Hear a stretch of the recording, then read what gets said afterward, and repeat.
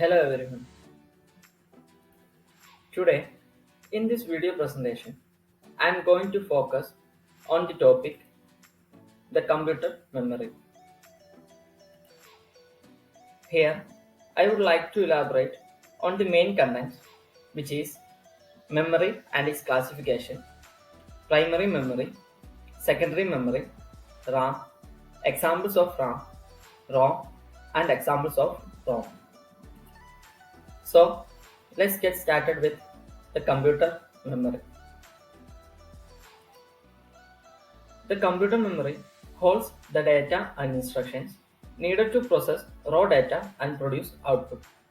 The computer memory is divided into large number of small parts known as cells.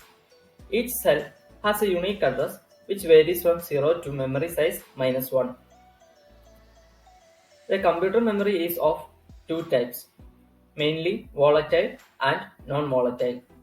But if we categorize memory on behalf of space or location, it is of four types. That is primary memory, secondary memory, cache memory, and register memory.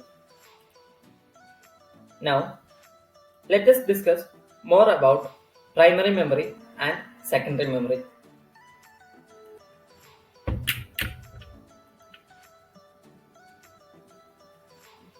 First one, primary memory.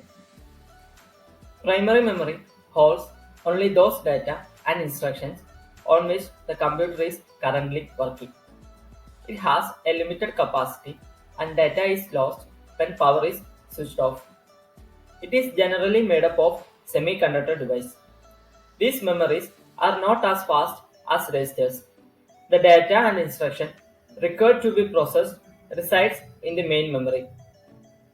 When comparing with secondary memory, primary memory is much faster.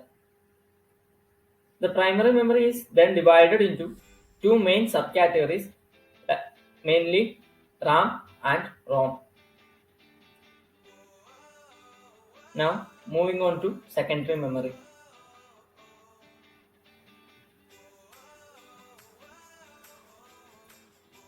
Secondary memory is also known as external, auxiliary, or non-volatile memory. It is slower than the main memory. These are used for storing data or information permanently. CPU directly does not access these memories. Instead, they are accessed via input-output routines. The contents of secondary memory are first transferred to the main memory, and then the CPU can access it. Some examples of secondary memory are pen drive, hard disk, etc. The computer needs primary memory for its working, but it doesn't need secondary memory to run. Hope the difference between primary and secondary memory is clear. Now, let's focus on the two subcategories, RAM and ROM.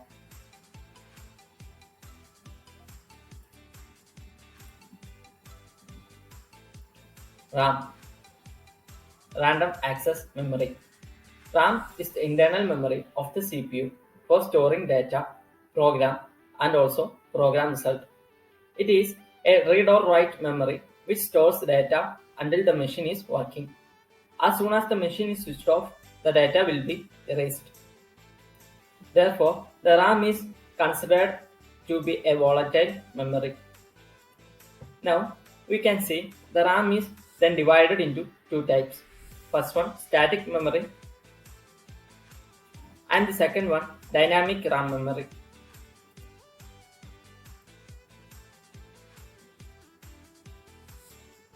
Static RAM or SRAM.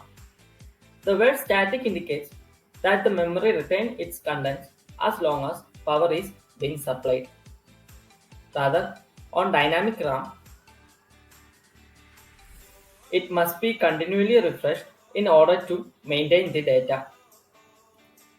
Let's see the features of both. Static RAM has a long life where dynamic RAM only have a short life. Static RAM doesn't need any refreshing, but dynamic RAM need to be refreshed continuously. Static RAM is more faster than dynamic RAM.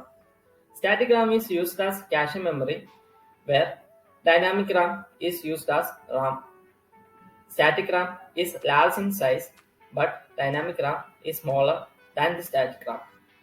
Static RAM is considered to be expensive than dynamic RAM. Now, moving on to ROM. ROM, read-only memory. The memory from which we can only read but cannot write on it. This type of memory is non-volatile. The information is stored permanently in such memories during manufacture. A ROM stores such instructions that are required to start a computer. The operation is referred to as bootstrap. Here, ROM is also divided into four types. They are: first one, MROM or masked ROM. Second one, PROM or programmable ROM. Third one, EPROM, erasable and programmable ROM. Fourth one, EEPROM, electrically erasable and programmable ROM.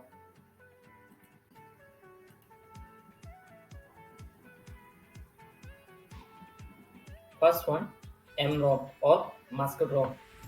The very first ROMs were hardware devices that contained a pre-programmed set of data or instructions. These kind of ROMs are known as masked ROM. Examples are network operating system or server operating system.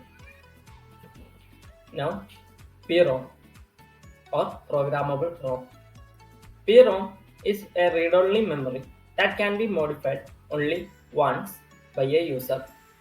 The user buys a blank PROM and enters the desired contents using a PROM program. Examples of a PROM is CD-R and DVD-R. Now moving on to the next one, EPROM or erasable and programmable ROM. EPROM can be erased by exposing it to ultraviolet light for a duration of up to 40 minutes. Usually, an EPROM eraser achieves this function. Examples of EPROM are CD-RW and DVD-RW. Now, the last one, EEPROM, electrically erasable and programmable ROM. EEPROM is programmed and erased electrically. It can be erased and reprogrammed about 10,000 times. Both erasing and programming take up to 4 to 10 milliseconds. Example of EEPROM are pen drive and also memory cards. So that brings me to the end of my presentation.